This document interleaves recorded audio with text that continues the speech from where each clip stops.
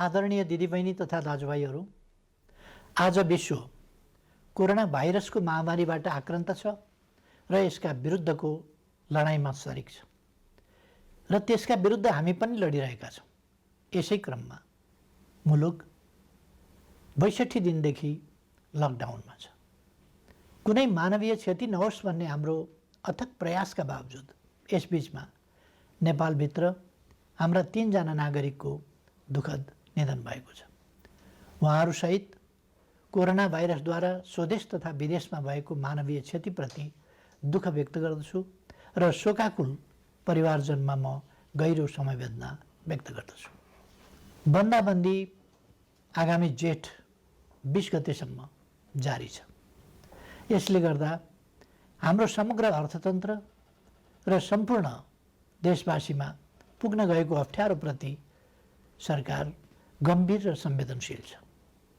Corona महामारीबाट जनतालाई मुक्त गर्ने, यसबाट सृजित सङ्कटबाट मुलुकको अर्थतन्त्रलाई रक्षा गर्ने र रोग तथा भोगबाट आफ्ना जनतालाई जोगाउने कामलाई सरकारले आफ्नो प्रमुख दायित्व ठानेको छ। दाजुभाइ तथा दिदीबहिनीहरू, 1 महिना अघि सम्बोधनका क्रममा मैले आउने साताहरू अझ चुनौतीपूर्ण हुने बताएको थिएँ। फागुन 3 गतेदेखि चैत 29 गतेसम्म झन्डै 2 महिनासम्म सङ्क्रमितको सङ्ख्या दोहोरो अङ्कमा ननाग्नु र मानवीय क्षति बेगर बन्दाबन्दीको पालना हुनुले विश्व स्वास्थ्य सङ्गठनले हाम्रो मुलुकलाई अति जोखिमबाट जोखिमको तहमा प्रगति भएको बताएको थियो। तर नयाँ वर्षको पहिलो हप्ता बितेसँगै महामारीको सङ्क्रमण फेरि विस्तार हुन थाल्यो। यति बेला सङ्क्रमितहरूको सङ्ख्या 600 नागेको छ। आसन्न जोखिमले हामीलाई थप सजग हुन, अझ उच्च योजनाका साथ सङ्क्रमणलाई नियन्त्रण गर्न र राज्यका सबै अङ्गहरूलाई महसुस हुने गरी अझ चुस्त र प्रभावकारी बनाउन माग गरेको छ। यस महामारीलाई नियन्त्रण गर्न प्रारम्भिक दिनका तयारीमा केही अलमल जस्तो देखिए तापनि हालसम्म आइपुग्दा हामीले लिएका कदमहरू सफल भएका छन्। लकडाउनले जीवनलाई असहज त बनाएको छ, तर यसले सामाजिक दूरी कायम गर्न, केसहरू पहिचान गर्न, आइसोलेसनमा राख्न र सम्पर्कित व्यक्ति पत्ता लगाउन मद्दत पुर्याएको छ। समयमै गरिएको लकडाउन, अन्तर्राष्ट्रिय सीमा नाका र उडानहरू बन्द गर्ने निर्णय र समयमै तय गरेको अस्पताल सेवा सञ्चालन कार्यविधिको तर्जुमा र कार्यान्वयन लगायतका कदमहरूले महामारीबाट हुन सक्ने डरलाग्दो क्षतिलाई जोगाएको छ। यसबीचमा 2 महिनाका शिशुदेखि 81 वर्षीय वृद्धासम्मलाई निको पार्न सकिनुलाई उपलब्धिका रूपमा लिइनुपर्दछ। यसरी दक्षिण एसियाका कतिपय मुलुकहरूको तुलनामा नेपालमा महामारी नियन्त्रणको स्थिति प्रभावकारी छ, तर त्यो ढुक्क भएर बस्ने स्थितिमा भने छैन। कोरोना विरुद्धको हाम्रो लडाईँ निकै चुनौतीपूर्ण र लामो छ भन्ने यथार्थप्रति सरकार सचेत छ। आपूर्तिका सीमित स्रोत भएका कारण औषधि र स्वास्थ्य उपकरणको खरिदमा सिर्जना भएका केही अप्ठ्याराहरू हल भएका छन्। एकमात्र प्रयोगशालाबाट सुरु भएको कोभिड-19 को परीक्षणलाई 7वटै प्रदेशसम्म विस्तार गर्दै 20 भन्दा बढी प्रयोगशालाबाट अहिले तीव्र बनाइएको छ। परीक्षणको दायरालाई विस्तार गर्न, किट तथा औषधिको प्रबन्ध द्रुत गतिमा गरी यसलाई यथाशीघ्र अझै उन्नत बनाइनेछ। विज्ञहरूले दिएको सल्लाह बमोजिम कम्तीमा जनसङ्ख्याको 2% परीक्षण विस्तार गर्ने योजनामा सरकार छ। प्रत्येक स्थानीय तहलाई कोभिड-19सँग जुझ्न सक्ने गरी स्वास्थ्य सुरक्षा, स्वास्थ्य सेवा, आधारभूत वस्तुहरूको आपूर्ति र शान्ति सुव्यवस्था कायम गर्न सक्ने तुल्याउन सङ्घ र प्रदेश बीचको सहकार्यलाई थप प्रभावकारी बनाइनेछ। खास गरी क्वारेन्टाइनको प्रबन्ध, राहत वितरण, आपूर्ति प्रणालीको व्यवस्थापन र अनुगमनमा स्थानीय तहलाई सक्षम पार्ने गरी साझेदारी अघि बढाइनेछ। क्वारेन्टाइनको सङ्ख्या बढाउने र त्यसको स्तरमा पुनरावलोकन गरी व्यापक सुधार गरिनेछ। आवश्यकता अनुसार बन्द अवस्थामा रहेका होटल तथा उपयुक्त सार्वजनिक संरचनाहरूलाई समेत क्वारेन्टिनको रूपमा प्रयोग गर्ने बारेमा समेत योजना बनाइएको छ। केन्द्रीय योजना र स्थानीय तहको व्यवस्थापनमा सङ्क्रमित नागरिकको स्वास्थ्योपचार र क्वारेन्टिनमा राखिएका व्यक्तिहरूको खानपान तथा हेरचाह व्यवस्थित गरिनेछ। महामारी विस्तार भएको ठाउँलाई सिल गरी त्यहाँ युद्ध स्तरमा परीक्षण तथा नियन्त्रणको कार्यलाई अघि बढाइनेछ। महामारी अहिले फैलिँदो अवस्थामा छ। यस महामारीसँग जुझ्न सबै सरकारी निकायहरू चुस्त र प्रभावकारी हुनै पर्दछ। समयको चुनौती सामना गर्न नसक्ने कुनै पनि संरचनाको नेतृत्वको तत्काल पुनर्व्यवस्था गरिनेछ। राष्ट्रिय सङ्कटको यस घडीमा खेलेको भूमिकालाई नै सम्बन्धित व्यक्तिको मूल्याङ्कनको मुख्य आधार बनाउँदै दण्ड र पुरस्कारको व्यवस्था गरिनेछ। कोरोना महामारी विरुद्ध एकीकृत कमान्ड एवं केन्द्रीय योजनालाई थप प्रभावकारी बनाइनेछ। सङ्घ, प्रदेश र स्थानीय तहबीच कोरोना सङ्क्रमण रोकथाम र नियन्त्रणका क्षेत्रमा जीवन्त सूचना संवाद तथा प्रभावकारी समन्वयका लागि तीनवटै तहमा सम्पर्क व्यक्ति वा निकाय तोकी विद्यमान संस्थागत व्यवस्थालाई अझ चुस्त तुल्याइनेछ। फैलिँदो महामारीप्रति चासो राख्ने र यस महामारी विरुद्धको लडाइँमा कुनै न कुनै रूपमा संलग्न विभिन्न पक्षलाई समेटेर एउटा परामर्शदात्री संयन्त्र छिटै घोषणा गरिनेछ। दिदीबहिनी तथा दाजुभाइहरू, कुनै पनि विषयले कोरोना विरुद्धको जारी युद्धलाई कमजोर पार्न हुन्न भन्नेमा म स्पष्ट छु। मैले पहिले पनि भनेको छु, मानिसका लागि जीवन पहिलो कुरा हो। रोग वा भोग केहीबाट पनि हाम्रा देशवासीको जीवन जोखिममा पर्न नदिन सरकार हदैसम्म प्रयत्नशील रहन्छ। यस कार्यमा सरकार सबै देशवासीबाट आजसम्म प्राप्त सहयोगका लागि आभारी छ र आगामी दिनमा थप रचनात्मक सहयोगको अपेक्षा पनि गर्दछ। अहिले मुलुक बाहिर रहेका नेपालीहरूको घर फर्किने क्रम बढेको छ। मैले नेपालीहरूको ठुलो सङ्ख्यामा कार्यरत रहेका मुलुकका सरकार तथा राष्ट्र प्रमुखसँग गम्भीर संवाद गरेको छु।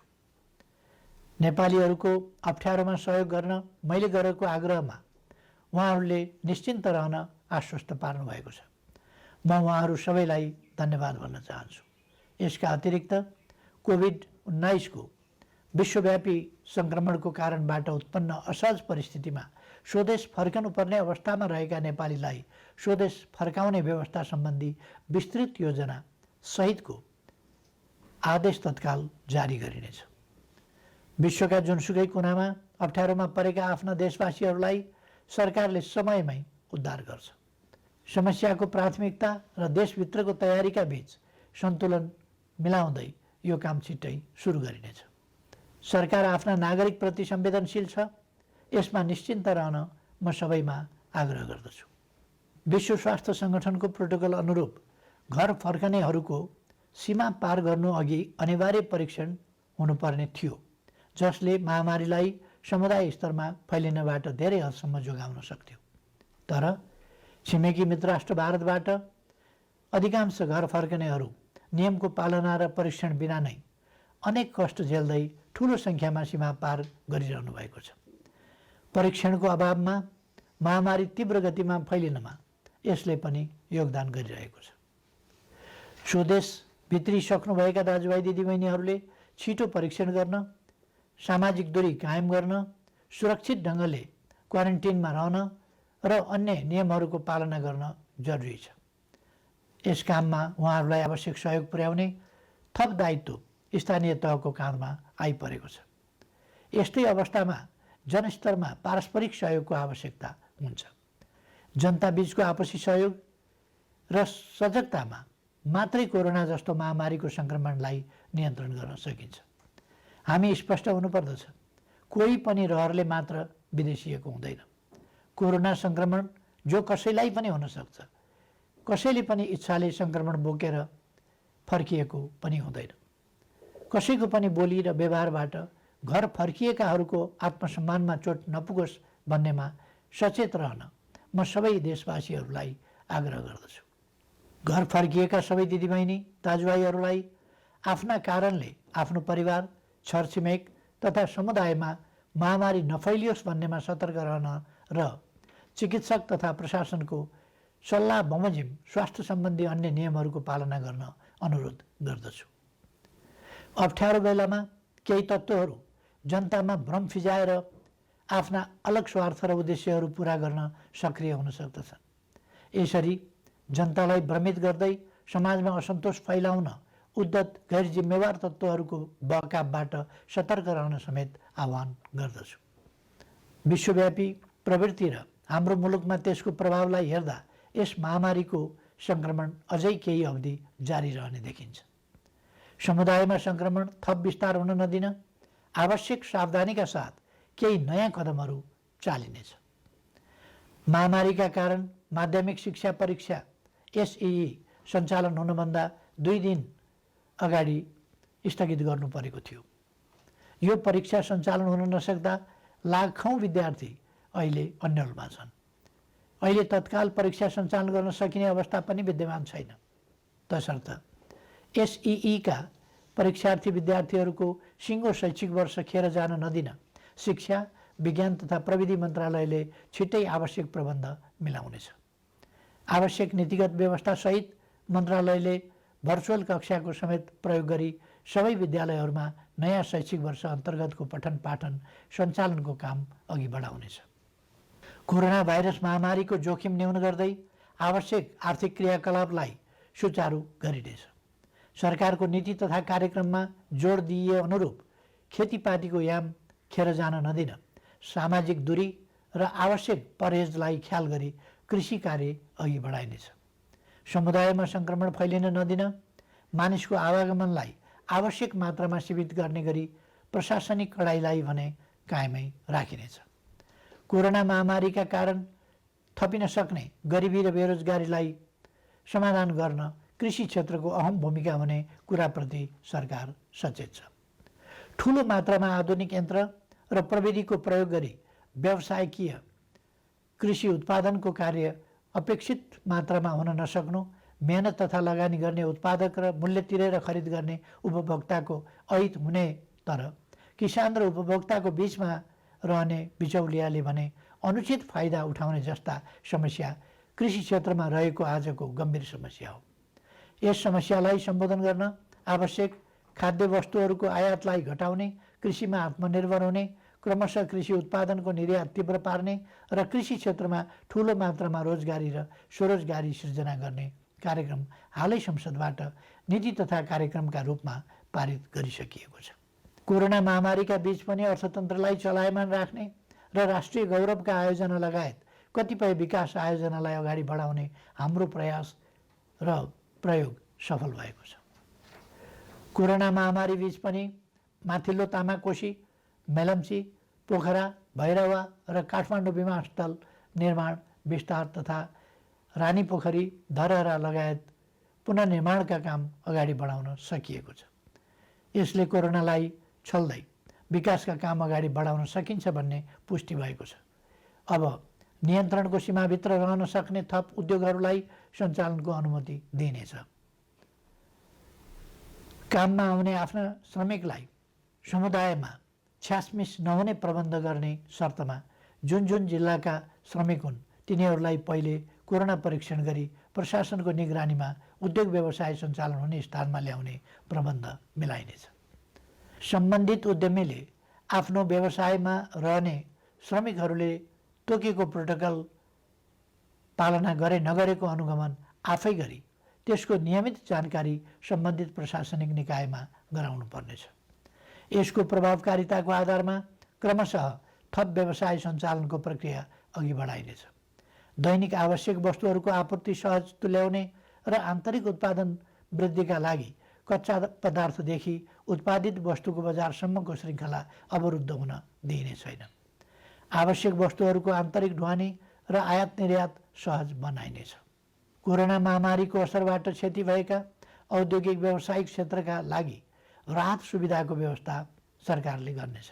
यस्ता सुविधामा कर सहुलियत, शुल्क मिनाहा, कर्जाको ब्याज सहुलियत, सहज ऋणको उपलब्धता, एवं विद्युत लगायतका क्षेत्रमा दिइने छुटहरू पर्नेछन्। निजी क्षेत्र सबल नहुँदा अर्थतन्त्र सबल हुन सक्दैन भन्ने यथार्थलाई सरकारले राम्रोसँग बुझेको छ। शिथिल बन्न पुगेको अर्थव्यवस्थालाई दुरुस्त गर्न आवश्यक आर्थिक पुनरुत्थान सम्बन्धी विस्तृत प्रस्ताव अर्थ मन्त्रालयले छुट्टै जारी गर्नेछ। यस अप्ठ्यारो समयमा अपाङ्गता भएका व्यक्ति वा अन्य कसैको पनि राज्यले उपलब्ध गराउँदै आएको सामाजिक सहायतामा कटौती गरिने छैन।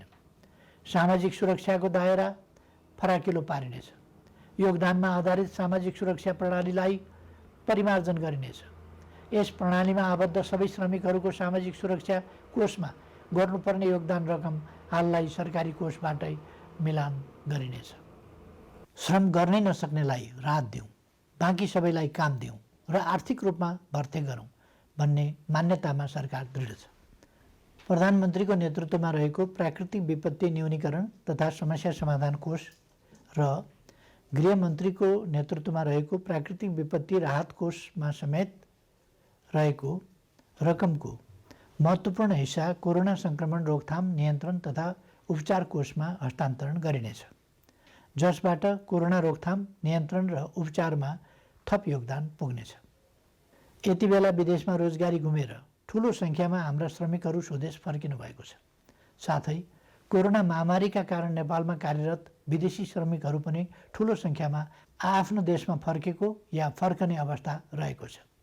मुलुकमा विद्यमान र यस्ता विभिन्न ढङ्गले सिर्जना भएका रोजगारीका अवसर, विदेशमा रोजगारी गुमाएर स्वदेश फर्किएका र स्वदेशमै रोजगारविहीन नेपालीहरूलाई उपलब्ध गराइनेछ। यसका लागि आवश्यक पर्ने उपयुक्त सिप र तालिमको व्यवस्था सरकारले गर्नेछ। कृषि, साना तथा मझौला उद्योग, व्यवसाय, निर्माण तथा सेवा क्षेत्रमा स्वरोजगारी सृजना गरी आत्मनिर्भर अर्थतन्त्रको गन्तव्यमा अघि बढ्ने विषय पहिले नै चर्चा गरिएको छ। सङ्घ, प्रदेश र स्थानीय तहको सहकार्यमा पारिश्रमिक सहितको जनसहभागिता र प्रविधि सहितको श्रममूलक विकास निर्माणका कार्यहरू स्थानीय तहमा सञ्चालन गरिनेछ। प्रधानमन्त्री रोजगार कार्यक्रम अन्तर्गतको रोजगार सेवा केन्द्रलाई श्रम ब्याङ्कको रूपमा अघि बढाई सूचीकृत श्रमिकलाई उपलब्ध रोजगारीमा परिचालन गरिनेछ। स्थानीय तहहरूले स्वदेश फर्की बेरोजगार रहेका र स्वदेशमै रही रोजगारीको अवसर नपाएकाहरूलाई रोजगार सेवा केन्द्रमा दर्ता हुनका लागि सहजीकरण गर्नेछ। दिदीबहिनी तथा दाजुभाइहरू, कोरोना भाइरसको महामारी हत्तपत्त नहट्न पनि सक्छ भन्ने वास्तविकतालाई हामीले आत्मसात गर्नुपर्दछ। भाइरसको औषधि छैन, यस भाइरसको पनि औषधि छैन। विज्ञहरू भनिरहेका छन्, यस भाइरसका विरुद्धको नयाँ खोप पत्ता नलागेसम्म यस महामारी विरुद्ध नियन्त्रण गर्ने उपलब्ध उपाय भनेकै हाम्रो आनीबानी र आहार विहारमा आवश्यक सतर्कता अपनाउनु हो। हालसम्मका उपायहरू हुन् भाइरसलाई व्यक्तिबाट व्यक्तिमा सर्न नदिन, सामाजिक दूरी कायम गर्ने र हरेक व्यक्तिमा प्रतिरोधी क्षमता वृद्धि गर्ने। सोचौँ, हुने खाने हुन् वा हुँदा खानेको अचारको रूपमा होस् वा तरकारी, हाम्रा भान्सामा प्रयोग हुने केही तत्त्वहरूमा किन समानता पाइन्छ? किनकि त्यसमा औषधीय तत्त्व छ। हाम्रा पूर्वजहरूले हजारौँ वर्ष अगाडिदेखि गहिरो अनुसन्धान गरेर प्रचलनको रूपमा अगाडि सारेका, हाम्रो भान्सामा प्रयोग हुँदै आएका ती औषधीय तत्त्वले रोगको प्रतिरोध क्षमता बढाउन बल पुर्याइरहेका छन्। तसर्थ निरोगी नेपाल निर्माणका लागि 5 कार्य गर्न आग्रह गर्दछु। पहिलो, यस महामारीसँग लड्दै निरोगी नेपाल निर्माणमा आफूलाई तयार राख्न उपलब्ध आहारलाई स्वच्छ र सन्तुलित बनाऊ। दोस्रो, लकडाउनको समयमा उपलब्ध फुर्सदलाई स्वस्थ रहन उपयोग गरौँ। शारीरिक र श्वास प्रश्वासको चुस्तताको लागि घरैभित्र व्यायामलाई निरन्तरता दिउँ। तेस्रो, भाइरस फोहोरमा रमाउँछ। आफ्नो शरीर र वासस्थान दुवैको सरसफाइमा एकदमै ध्यान दिउँ। चौथो, स्वस्थ रहनका लागि पर्याप्त आराम आवश्यक छ, यसमा ध्यान दिउँ। पाँचौँ, उच्च मनोबल कायम राखौँ। भय र त्रास, चिन्ता र आशंकाले रोग व्याधिका विरुद्धको लडाइँमा कमजोर तुल्याउँछ।